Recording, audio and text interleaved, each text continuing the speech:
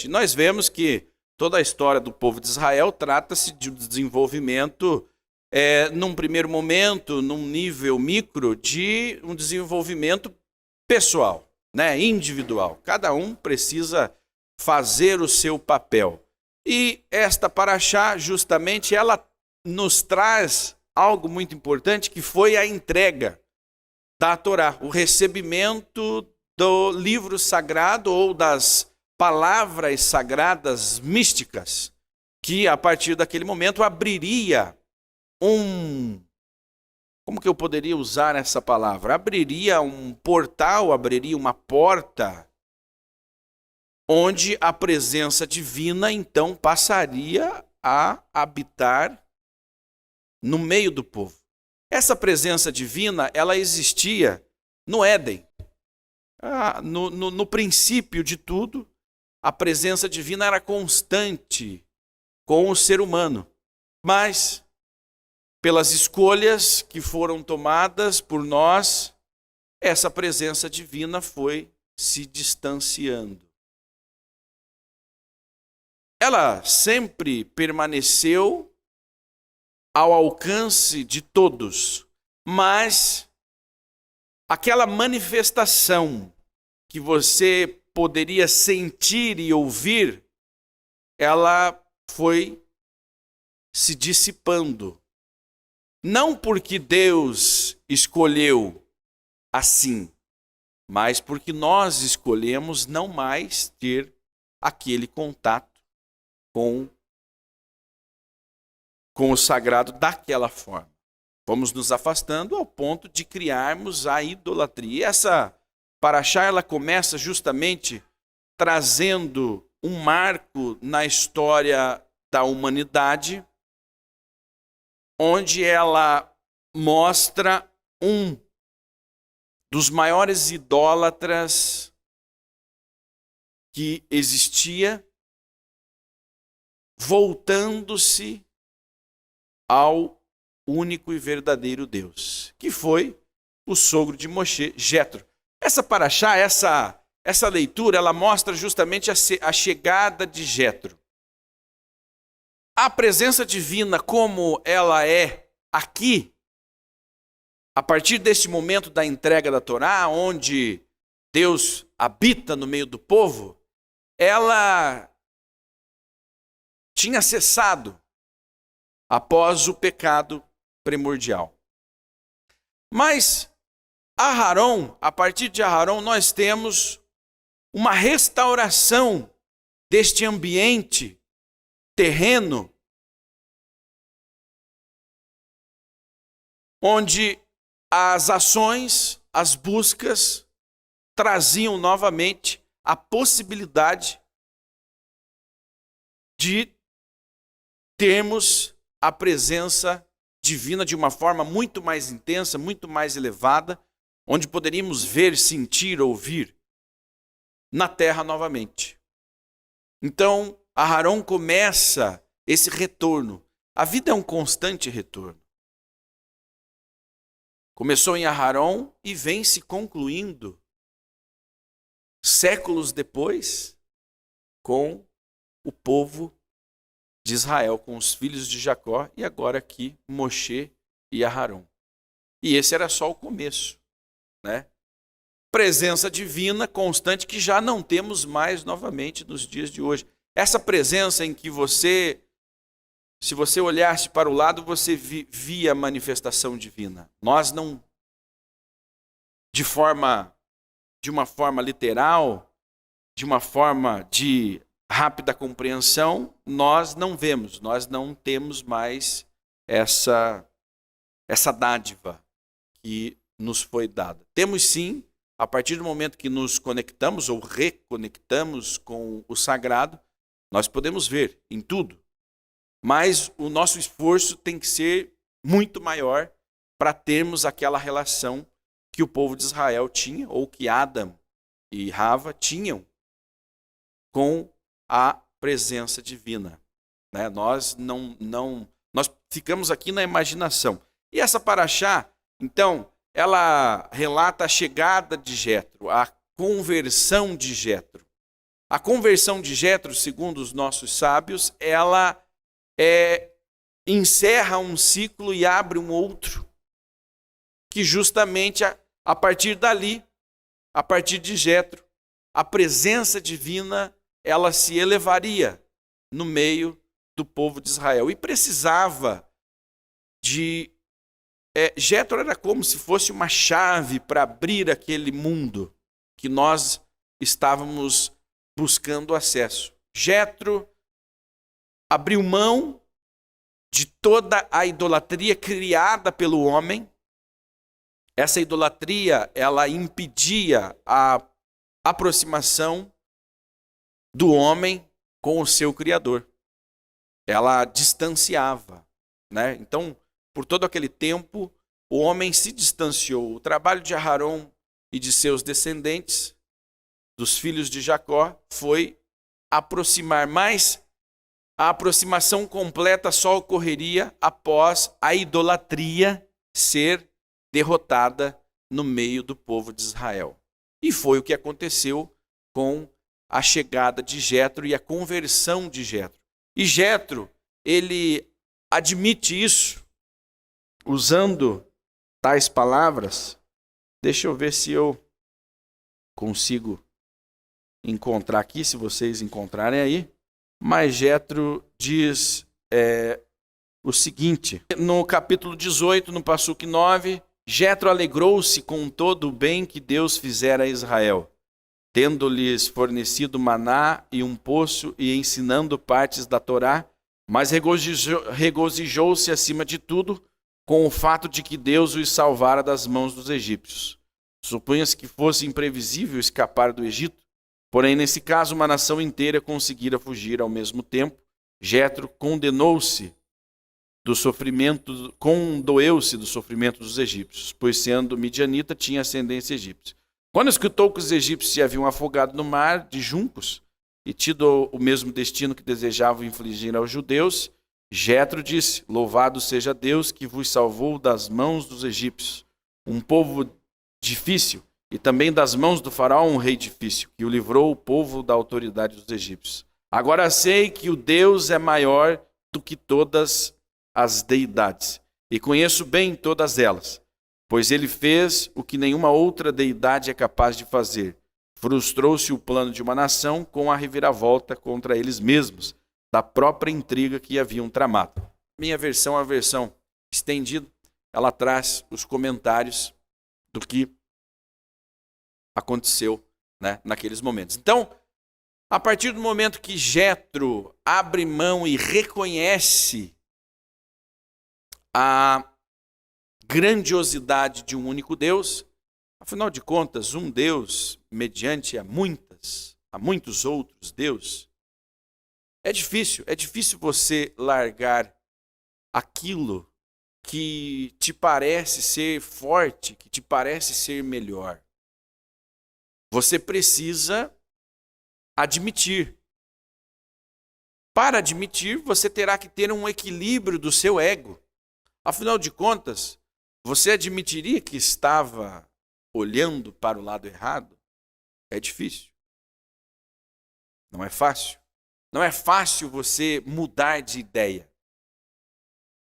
Inclusive, não é positivo também aquela pessoa que muda de ideia o tempo todo. Ela é vista com maus olhos. Então, uma pessoa séria, ela não muda de ideia o tempo todo, mas quando ela muda para valer. Ela admite. Ela recolhe o seu ego, a sua arrogância. Agora, para um líder como Jetro, que era como um papa daquele tempo, admitir que o Deus de Israel, aquele Deus que derrotou o Egito, era o verdadeiro Deus. Era o Deus poderoso. Muitas vezes você chega e se depara, principalmente para você que está nos acompanhando, você que descobriu as suas origens judaicas. Descobri. Meu avô era oliveira, minha bisavó era Silva, eu tenho origem judaica, eu amo o povo de Israel, eu quero restaurar a minha identidade, mas você tem um Deus, ou 2, ou 3, ou até 4 ou 5. E agora? Como abrir mão das minhas crenças? Como abrir mão disso? Aquilo que Jetro passa também o Ben-Anus, o filho dos forçados, que teve desde sua infância a sua vida gerida, a sua vida criada, moldada numa forma de crer e pensar. Ele carrega consigo conceitos estes até de vida eterna. Por esse ou por aquele motivo, através desse ou daquele Deus. E agora? Para eu me filiar ao Deus de Israel, eu tenho que abrir mão de todos os meus deuses? E os deuses não são só deidades, são as suas crenças pessoais. Eu sou assim, meu pai era assim, meu avô era assim, e os meus filhos serão dessa forma. Nós temos muito essa cultura no Brasil. Nós temos no Brasil aquele que se diz católico. É uma coisa que a gente só vê aqui. Ele se diz católico, mas nunca apareceu na missa. Mas por que ele é católico? Porque os seus pais o moldaram. Os seus pais são católicos. Ou os seus pais também se identificam como católicos. Não existe a necessidade de você ir à missa para se sentir um católico. Para ser um católico e para ser identificado como um católico. O resto é detalhe. Se você fez a crisma, a primeira comunhão, se você comunga, se você se casou na igreja. Há aqueles que não fizeram nada disso, não passaram por nada disso e se identificam como católicos. Ok, a partir desse momento eu tenho essa vida, tenho uma forma de pensar, mas quero me voltar ao Deus de Israel, ao meu povo. É o caminho que Jetro fez. Jetro, então, abriu mão, admitiu para todos que o conheciam. Jetro era conhecido, era um grande líder. Jetro fazia parte do conselho do faraó. Ele aconselhava o faraó. Ele tinha grande influência, ele tinha um papel de grande importância. Mas, após ter visto com os seus próprios olhos,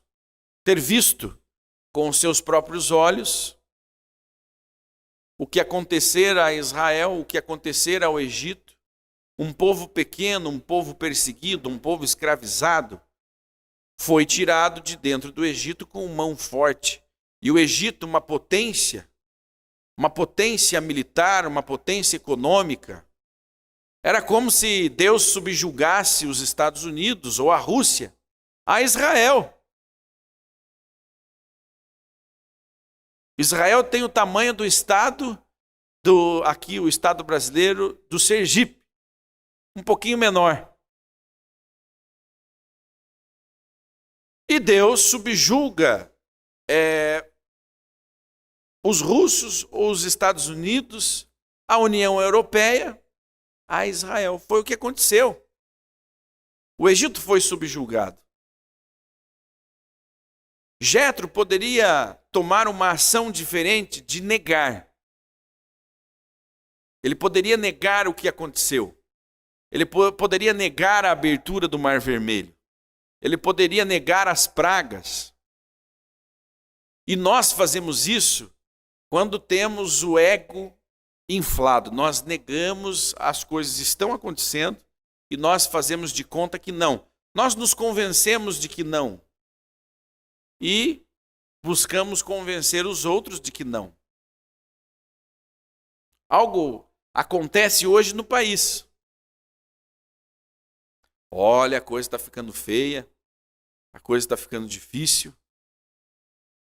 Mas nós temos líderes no nosso país que fazem de conta e que nos contam diariamente que não, que está tudo maravilhoso, que está tudo bem.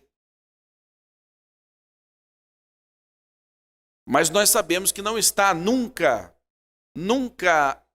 se deixe levar pelas histórias que te contam. Se você está vendo o contrário, estão mentindo para você. Mas você precisa ter vontade, porque tem uma parcela da população, assim como teve uma parcela do povo hebreu no Egito, que ficou lá. Não saiu. Nós temos uma parcela de brasileiros que, para eles, está tudo bem, está tudo normal. Né? Estamos vivendo debaixo do amor. Né?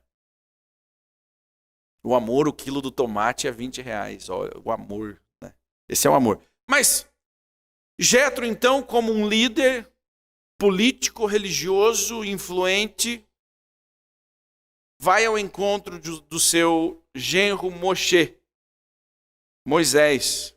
E lá ele conta a Moisés o que viu, ouve de Moisés o que aconteceu e se alegra e abre mão de todas as suas crenças para adentrar, para se filiar, para se tornar parte de algo maior, verdadeiramente maior. E quando Jetro faz a conversão, quando ele faz a sua circuncisão, aquele véu que mantinha a presença divina elevada no meio do povo, que mantinha a presença divina afastada, aquele véu se rompe, aquele portal se abre e a partir dali a presença divina então poderia estar no dia a dia do nosso povo. Através de algo muito importante que nós vemos como isso se sucedeu através da entrega da Torá, que é o código sagrado, secreto dos judeus para as bênçãos, prosperidades, riquezas, saúde, vitória, alegria. Tudo estava ali, nas mãos daquele povo. Tudo seria entregue. Aí, se em algum momento você duvida dessa diferença, ou se você não consegue perceber qual é a diferença da manifestação divina, né? Antes e depois da entrega da Torá. Né? Nós vemos o povo ouvindo, sentindo. Você pegue mais tarde, pegue a Torá, leia a narrativa de como foi o encontro do povo com o Criador. Como foi, né? O povo sentia a presença divina, sentia no corpo o tamanho do poder de Deus. E um poder que estava ali de forma reduzida, porque senão todos seriam exterminados. Nós não temos capacidade, o nosso corpo humano, né? A nossa biologia não suporta a presença divina em sua total potência. Nós simplesmente derreteríamos. É o mesmo contato com a energia nuclear quando ela está dissipada, né, na sua totalidade, com a sua total potência. Ela sai derretendo tudo que ela encontra pela frente. E se a manifestação divina ali fosse total, nós certamente morreríamos. Mas Deus sempre molda a sua presença ao nosso entendimento. Ele nos fez, conhece nossas limitações. E aqui na narrativa nós vemos essa manifestação de uma forma física, através de sons. O toque de chofar era forte, as pessoas se arrepiavam, as pessoas se amedrontavam, as pessoas se enchiam de temor. Ao passo que estávamos muito felizes pelo recebimento do código secreto, nós também estávamos temerosos pelo tamanho daquilo. Muitas vezes nós nos pegamos com medo, temerosos de algo grandioso que está à nossa frente, de um novo desafio. Olha, tem uma oportunidade, Gerson, para você assumir aqui esse espaço e empreender nesse espaço. Ao mesmo tempo que você se alegra, mas será? Mas será eu? Será que não vou dar um passo maior do que a perna? São os medos que nos trazem o temor. São dispositivos que nos fazem refletir. E naquele momento o povo estava ansioso. Moshe perguntou ao povo, o povo disse: nós queremos ver o nosso rei. Ok, Moshe voltou a Deus, disse o que o povo havia dito. Não precisava, mas por uma questão ritual, uma questão de lógica, sim, ele voltou, disse a Deus que o povo queria, e Deus então disse: então lá estarei, mas preparem-se, porque a minha presença poderá matá-los. Então, estabeleçam limites para que o povo não toque no monte, porque quem tocar certamente morrerá. Animal, criança, qualquer um que tocar certamente morrerá.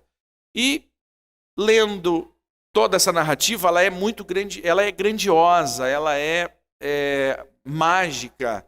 Daria um excelente filme de Hollywood, toda essa manifestação de poder. E a partir dali, então, o povo de Israel recebe o que nós conhecemos aqui no Ocidente como os 10 mandamentos. Como judeus, recebe a Torá. No momento que fica registrado como um dos maiores momentos que o povo de Israel viveu. E Israel vive essa conexão sagrada até os dias de hoje. Existem ali bênçãos, existem ali maldições que estão voltadas e foram criadas especificamente para o povo de Israel. Aquele povo que detém o pacto com um único Deus. Mas há uma porta aberta para aquele que deseja retornar. Porque cada vez que há um retornante, nós nos aproximamos um pouquinho mais daquele ambiente, daquela forma de viver próximos de Deus. A cada alma retornante, a cada alma que vagava pelo mundo, que vaga pelo mundo, e que decide retornar às proximidades, retornar à Torá, nós tornamos o mundo um pouco melhor, um pouquinho mais apto para recebermos a presença divina. Desde a criação do homem, ele foi colocado no jardim, ele foi colocado na terra para ser um co-criador, para preparar o mundo, para receber a presença divina. Mas a presença física, literal, Deus está em todos os lugares, ele é onisciente, está em tudo. Tudo é a manifestação divina, mas existe uma diferença entre você viver com Deus ao seu lado e de você desejar isso, de você entender isso de uma forma espiritual, religiosa. No deserto, essa presença divina, ela transcendia isso. Ela transcendia a fé. Você via, Após a saída do povo de Israel do deserto, tudo aquilo se transformou e Deus habitou em Israel por muito tempo, até a destruição do segundo templo, onde novamente aquela presença divina, ela foi se afastando da humanidade. Israel é o receptáculo da presença divina aqui, neste mundo. Somente através de Israel é possível ter Deus morando ao seu lado. E Israel precisa da Torá para estar apto a ser um receptáculo, a ser morada divina. Sendo assim, nós temos que ter a Torá no nosso dia a dia. Para termos a essência, a centelha divina em nós precisamos de Torá. Nós precisamos estar conectados, carregá-la no coração. Não apenas o livro. Apenas andar com o livro debaixo do braço, como nós vemos por aí, aos domingos, não é o suficiente. Esse código de Torá tem que estar impresso em nossos corações. E como você percebe? Como saber se a Torá está impressa em seu coração? Mas será, meu Deus? Através das suas ações. Através da vida que você constrói com a sua família. Você só terá indícios de que a Torá está dentro de você quando você consegue transmitir isso. Você não consegue transmitir o que você não tem dentro de você. Se você está triste, você vai transparecer para todos que estão à sua volta a sua tristeza. Poxa, meu irmão, o que aconteceu? Você está estranho? E de quem está triste não há como retirar a alegria. Conviva com uma pessoa negativa. Conviva. Conviva e ouça o que ele fala. Em alguns dias você também estará negativo. Em alguns dias você não terá mais alegria de viver. Conviva com alguém amargo. Conviva com uma pessoa rancorosa. O que ele transmitirá é o que ele tem dentro do seu coração. Não há como você alcançar a prosperidade se você não tem isso dentro de você. A prosperidade de espírito, de paz, a prosperidade de emanar energias positivas para as pessoas que estão à tua volta. Se a sua vida não é próspera espiritualmente, mentalmente, fisicamente, você não alcançará a prosperidade financeira, que é algo físico. Só somos capazes de levar em frente aquilo que está em nossos corações. Ok, eu tenho Torá no meu coração, eu tenho. Mas como estão os seus filhos? Né? Como está a educação dos seus filhos? A educação espiritual dos seus filhos? Eles sabem a existência de Torá? Então, a Torá está dentro de nós se nós conseguimos transmiti-la. Primeiro, para os nossos, para os que estão dentro de nossas casas. Depois, para o seu vizinho, para o seu amigo e assim por diante. E é um ciclo que vai se formando sem fim e o mundo vai se tornando um lugar melhor. Né? Aquela máxima de que as coisas só estão piorando não é verdade. Se fosse verdade, nós nem estaríamos aqui. As coisas estão melhorando. Ao passo que cada um de nós se aproximou de Deus, se aproximou da Torá, o mundo se tornou um mundo melhor. Agora, imaginem 100 milhões de brasileiros voltando-se à Torá. conhecendo o código de ética que Deus entregou para a humanidade. Nós vemos países que são muito abençoados, ricos, prósperos. E aí você começa a analisar as entranhas daquela sociedade, você vê indícios de Torá ali. A Coreia do Sul é uma potência rica. Aí você, puxa, mas como esse país se tornou tão rico, tão próspero, tão tecnológico, tão moderno em tão pouco tempo? Porque eles ensinam Talmud na escola. Os Estados Unidos, ricos. Rico. O Estado americano é rico demais. Mas tem judeus nas suas entranhas. Os Estados Unidos receberam judeus fugidos de guerra, assim como o Brasil. Mas lá os judeus têm consciência de seu papel. Tem judeus no governo.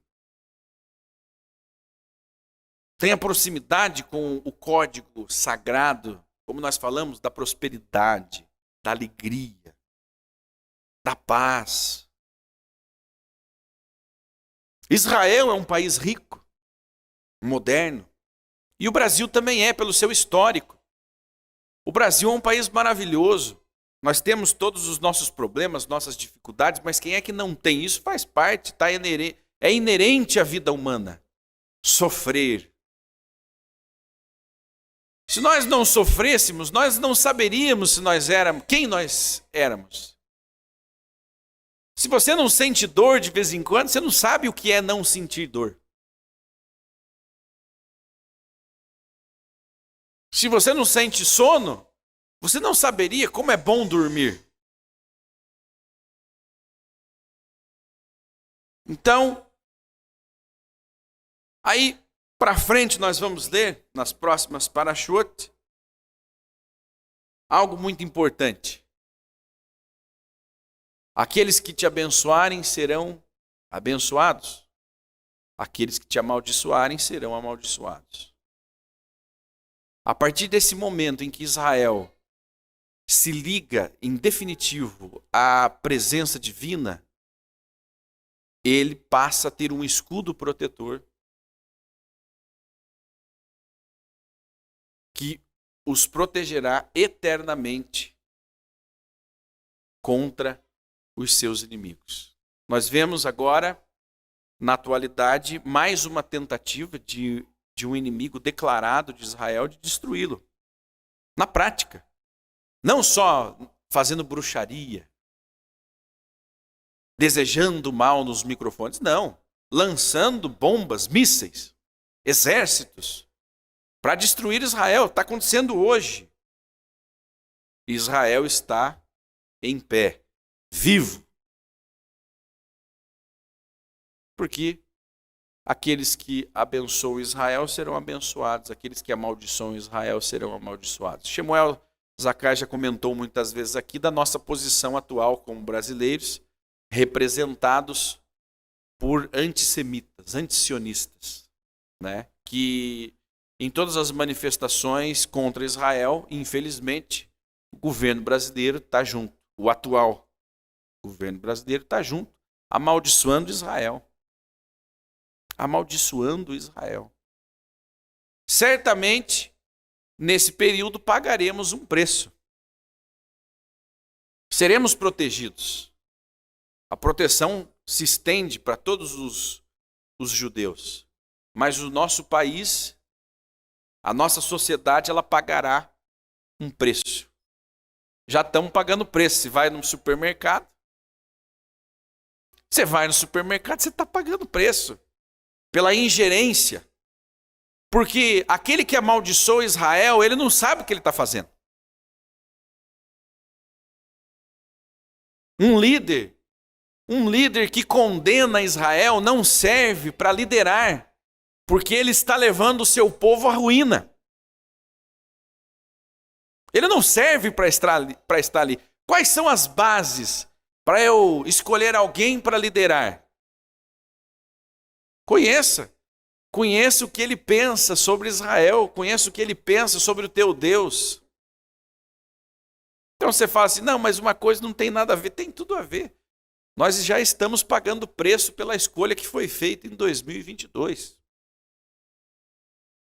Vamos tirar as ideologias políticas, mas dentro dessa ideologia está a maldição do povo de Israel, está lá dentro. Mas vamos tirar, vamos esquecer as ideologias. O simples fato dessa liderança amaldiçoar Israel já é o suficiente para você não escolhê-la em momento algum. E para que esse perfil de liderança nunca mais seja escolhido em nenhum lugar do mundo.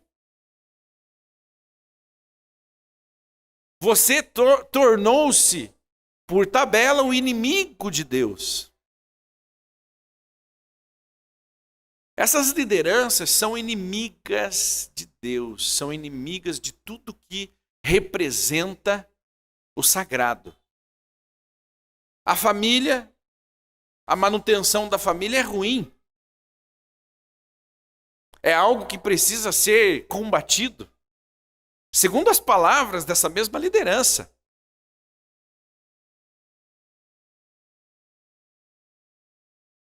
Os valores. Liberdade. Se você falar em valores, aqui nós estamos aqui no centro de Curitiba, onde fica a nossa sede, e aqui tem muitas universidades aqui, faculdades, universidades. Saia falando em valores na rua.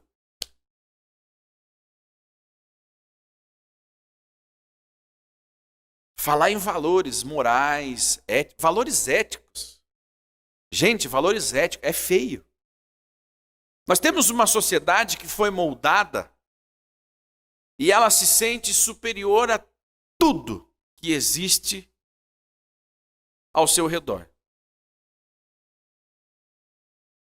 Mas ela não faz nada para melhorar o mundo. Nada.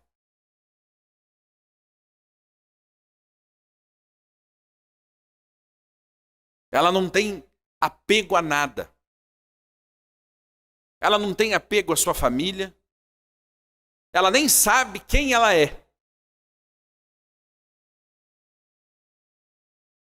Ela não sabe quem ela é. Ela duvida de tudo. Isso foi colocado, isso é construído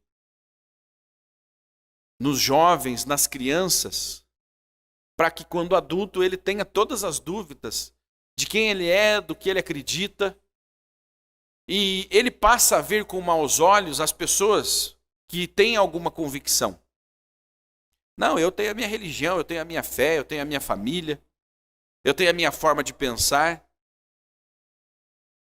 Isso é uma ofensa, isso é feio.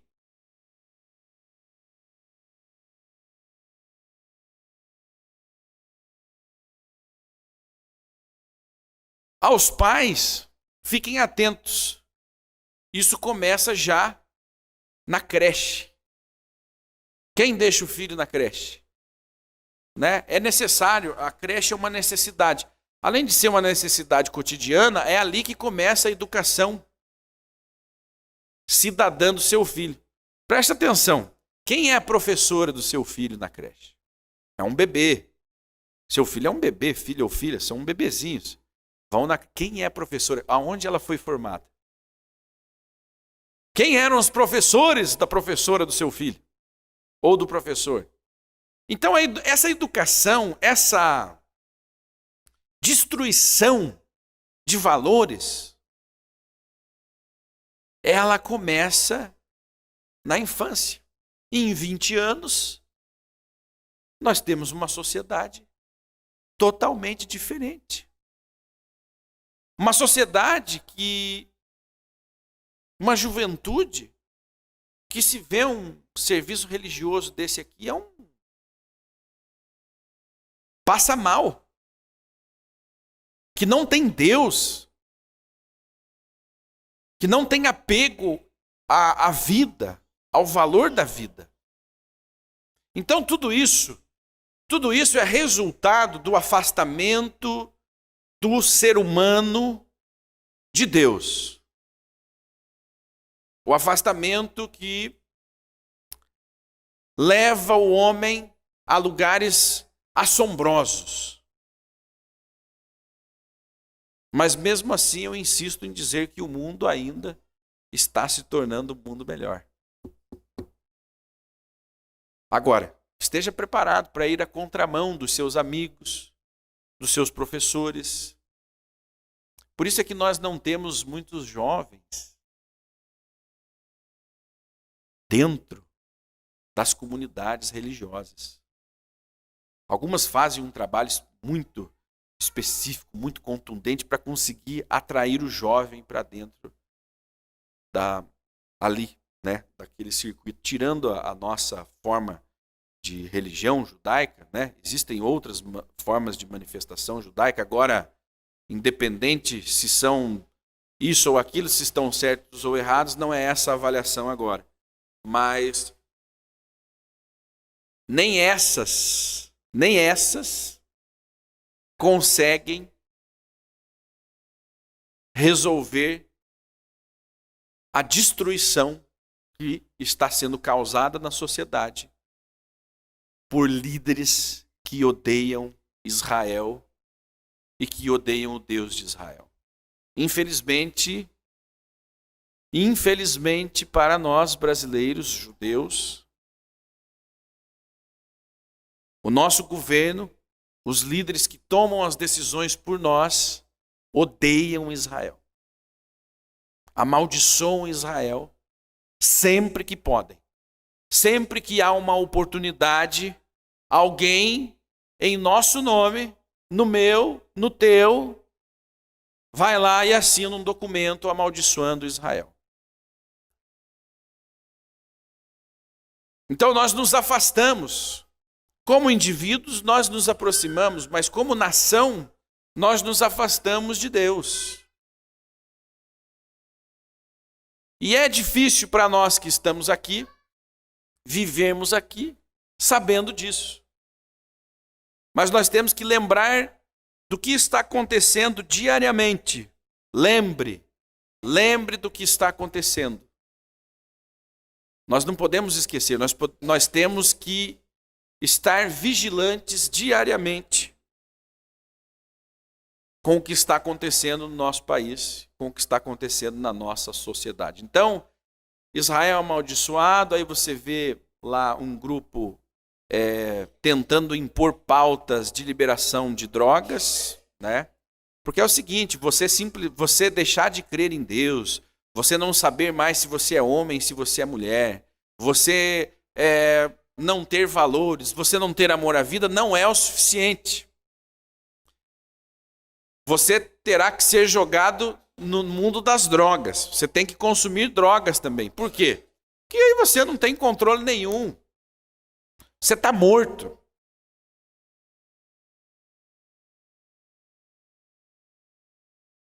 Então, há essa iniciativa de emplacar de um jeito ou de outro a liberação do uso de drogas. A liberação do uso... Nós sabemos, nós temos a consciência de que o consumo de drogas no nosso país, ele é gigantesco. Sem a liberação. A dependência química, ela é uma doença onde o indivíduo ele não controla mais quem ele é. Eu convivo aqui. Nós temos um cliente na nossa empresa que é dependente químico. De 3 em 3 meses ele está se internando. É uma doença. Ele não tem mais vida. Ele não consegue ter uma vida normal como nós. Nós vamos à escola, nós vamos trabalhar, nós vamos no supermercado, nós vamos tomar uma cervejinha. Nós conseguimos. Nós temos essa dádiva.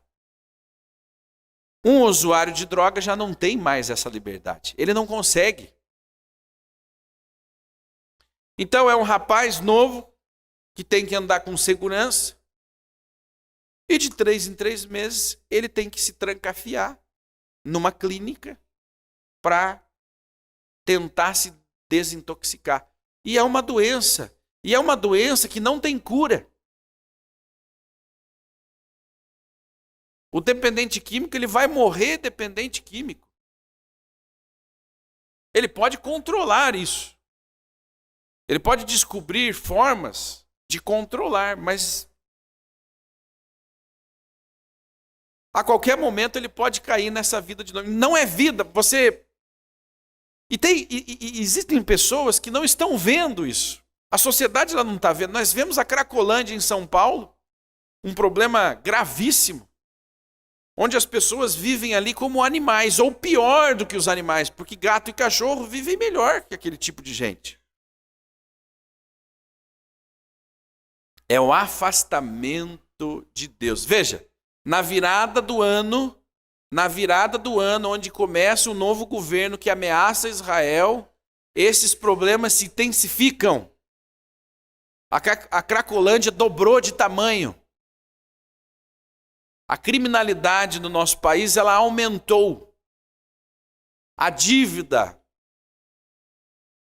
do Brasil aumentou. O déficit de dinheiro orçamentário está negativo em bilhões.